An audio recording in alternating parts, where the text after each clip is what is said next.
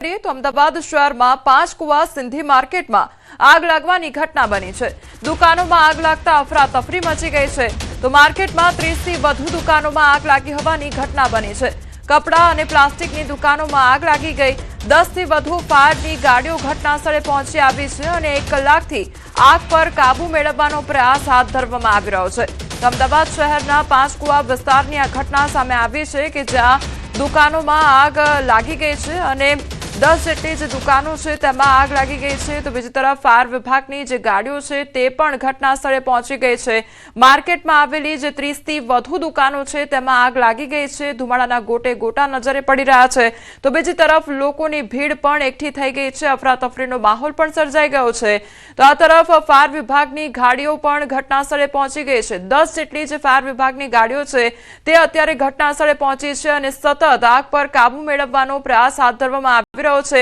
સતત 1 કલાકથી જે આગને બુઝાવવાની કામગીરી હાથ ધરવામાં આવી રહી છે। પાણીનો મારો ચલાવવામાં આવી રહ્યો છે।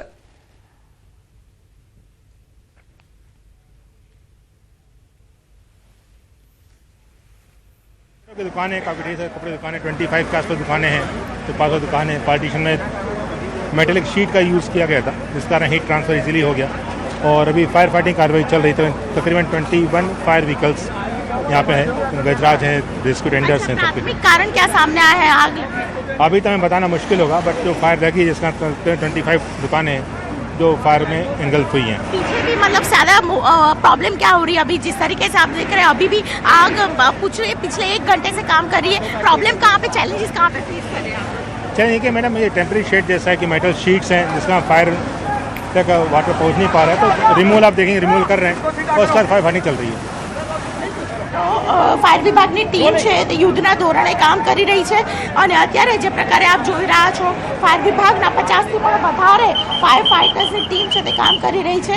એમાં પણ જાનને જોખમ હોય તે પ્રકારે ખાસ કરીને અહીં પોલીસ વિભાગની ટીમ પણ પહોંચી ચૂકી છે કે જે ઘટના સ્થળ ઉપર ખાસ કરીને અહીં તમામ લોકોને હટાવાઈ રહી છે જેથી કરીને કોઈ પણ વ્યક્તિ છે તેને કોઈ પણ પ્રકારનું નુકસાન ન થાય। જાનહાનિને કોઈ હાલ નુકસાન નથી થયું પરંતુ જે રીતે કાપડ છે તે સળગી રહ્યું છે। આપ જોઈ રહ્યા છો કે ઉપર જે ટોપ ઉપર ફાયર વિભાગના તમામ કર્મચારીઓ છે તે પહોંચ્યા છે, આગ બુઝાવવાના પ્રયત્નમાં છે અને જે કહી શકાય કે દુકાનની ઉપર ચડીને જીવના જોખમે આ પ્રકારે આગ બુઝાવવાનો પ્રયત્ન કરી રહ્યા છે। 30 થી પણ વધારે ખાસ કરીને ફાયર ફાઇટર્સ ઘટનાસ્થળ પર જોવા મળી રહ્યા છે। જોકે હજુ પણ આગ કાબૂમાં નથી આવી તેને કારણે વધારે પણ લોકો બોલાવવાની અને દરેક કહી શકાય કે ફાયર સ્ટેશનને જાણ કરી દેવામાં આવી છે તાત્કાલિક કોઈ પણ પ્રકાર। તો અમદાવાદ શહેરનો મામલો કે જ્યાં પાંચકુવા વિસ્તારમાં આગ લાગવાની ઘટના બની છે। સંવાદદાતા દીપિકા અમારી સાથે જોડાઈ ગયા છે। દીપિકા, હાલની અત્યારની કયા પ્રકારની પરિસ્થિતિ છે? આગ પર કેટલો કાબુ મેળવી લેવામાં આવ્યો છે? કોમલ, જે પ્રકારે આપ જોઈ રહ્યા છો અમદાવાદના પાંચકુવા વિસ્તારની અંદર આગ લાગી બપોરે 1:30 વાગ્યાના સુમારે આગનો બનાવ છે તે સામે આવ્યો છે। અત્યારે 21 ગાડીઓ છે, અપડેટ મળી રહ્યું છે કે 21 જેટલી ગાડીઓ છે ઘટનાસ્થળ પર પહોંચી ચૂકી છે। સતત પાણીનો મારો ચલાવવામાં આવી રહ્યો છે પરંતુ ફરીને આપ જોઈ રહ્યા છો કે જ્યાં પાણીનો મારો ચલાવાયો હોય તો ત્યાં ફરીને આગ લાગી રહી છે। લગભગ 30 દુકાન છે તે બળીને ખાખ થઈ ચૂકી છે। આ વિસ્તાર આપ જે જોઈ રહ્યા છો તે અમદાવાદના રેવડી બજારમાં આવેલું સિંધી માર્કેટની અંદર આગનો બનાવ છે તે સામે આવ્યો છે અને તેમાં 200 થી 250 જેટલી દુકાનો છે અને આપ જોઈ રહ્યા છો કે હજુ પણ પાણીનો માળો ખાસ કરીને જે ફાયર વિભાગના કર્મચારીઓ છે જીવના જોખમે ઉપર ટોપ ઉપર ઊભા રહીને પણ પાણીનો મારો સતત ચલાવી રહ્યા છે। સાંકડો એવો વિસ્તાર હોવાને કારણે ફાયર વિભાગની ટીમ માટે પણ મોટી ચેલેન્જ છે। જે વેપારીઓ છે જે અહીં ધંધો કરે છે તેમની સાથે પણ વાતચીત કરવાનો એક પ્રયત્ન કરીશું। અમે એક બિલ્ડિંગ ઉપરથી આપને એ શોટ બતાવવાનો પ્રયત્ન કરી રહ્યા છીએ કે કારણ કે આગ એટલી બધી વિકરાળ છે। આ લગભગ 3જી વાર આગ બુઝાવવાનો પ્રયત્ન કર્યો છતાં પણ કોમલ આપ જોઈ રહ્યા છો કે 3જી વાર આગ છે તે લાગી છે। સતત પાણીનો મારો ચલાવાઈ રહ્યો છે।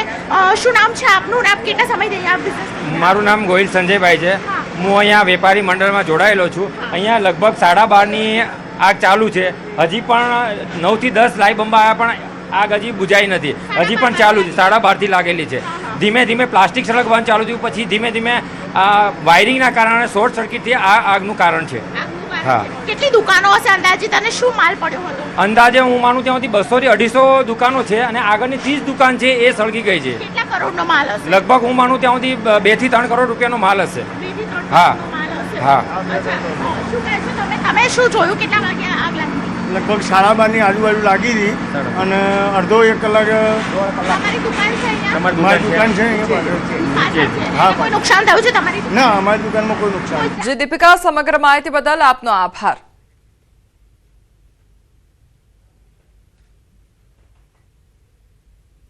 અન્ય સમાચાર પર નજર કરીએ તો ભાભરના રૂણી ગામમાં ચૌધરી સમાજની દીકરીના પ્રેમ લગ્નનો મામલો સામે આવ્યો છે.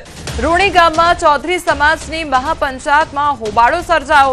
સ્ટેજ પરના આગેવાનો અને યુવાનો આવ્યા આમને સામને. વરિષ્ઠ આગેવાનોની માંગ હતી કંકુ ચૌધરીને પાછી લાવવામાં સમયની જરૂર છે તો યુવાનોની માંગ તાત્કાલિક આજે જ નિર્ણય લો. કંકુ ચૌધરીના રબારી સમાજના યુવાન સાથેના પ્રેમ લગ્ન મામલે 64 ગોળના પ્રમુખ ગંગારામ ચૌધરી સભા સંબોધી રહ્યા હતા ત્યારે સ્પીકર બંધ કરવામાં આવ્યા.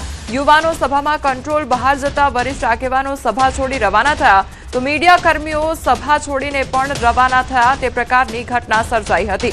સંવાદદાતા કિશોર અમારી સાથે જોડાઈ ગયા. કિશોર, જે મહાપંચાયત ભરી હતી તેમાં કયા પ્રકારનો હોબાળો સર્જાયો હતો? અને ચોક્કસથી કોમલ, જે બનાસકાંઠા જિલ્લાના વાવથરાદ જિલ્લાના જે ભાભરના રૂણી ગામ ખાતે આજે ચૌધરી સમાજનું જે મહાસંમેલન યોજાયું હતું. આ સંમેલનમાં યોજાયું હતું જે કંકુ ચૌધરીએ 2 વર્ષ પહેલા રબારી સમાજના યુવક સાથે લગ્ન કર્યા હતા તેને પરત લાવવા માટે આ સંમેલન યોજાયું હતું અને તેના પર ચર્ચાઓ કરવાની હતી. ત્યારે જ આ જે સંમેલન ચાલી રહ્યું હતું ત્યારે 64 ગોળના પ્રમુખ ગંગારામ ચૌધરી સભામાં સંબોધી રહ્યા હતા ત્યારે સ્પીકર બંધ કરાયા હતા અને યુવાનોએ માંગ કરી હતી કે તાત્કાલિક આજે ને આજે જ કંકુ ચૌધરીને રબારી સમાજના જે યુવક પાસેથી પરત લાવવામાં આવે. ત્યારે વરિષ્ઠ આગેવાનોનું કહેવું હતું, સમાજના આગેવાનોનું કહેવું હતું કે કંકુ ચૌધરીને પરત લાવવામાં થોડો સમય લાગી શકે છે. તેને લઈને આગેવાનો અને જે યુવા વાવથરાદના રૂણી ગામમાં ચૌધરી સમાજનું મહાસંમેલન અને સંમેલનમાં વધુ એક માતાએ દીકરી પરત લાવવાની માંગ કરી છે. પાટણ ધીણોજ ગામની માતાએ મદદની ગુહાર લગાવી છે. દીકરીને રબારી સમાજને યુવક લઈ ગયાનો આરોપ લગાવવામાં આવી રહ્યો છે. દીકરીને પરત લાવવા માટે માતાએ માંગ કરી છે.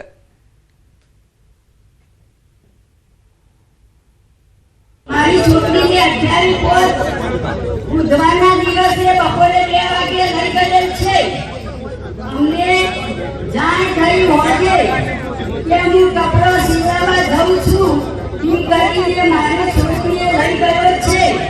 કે હું આપણા ચૌધરી સમાજને નમ્ર વિનંતી છે કે મારી દીકરી તમે બધા ભેગા મળીને પાછી આવો. વડોદરામાં ધર્મ પરિવર્તન માટે એક યુવાને મંજૂરી માંગી અને મુસ્લિમ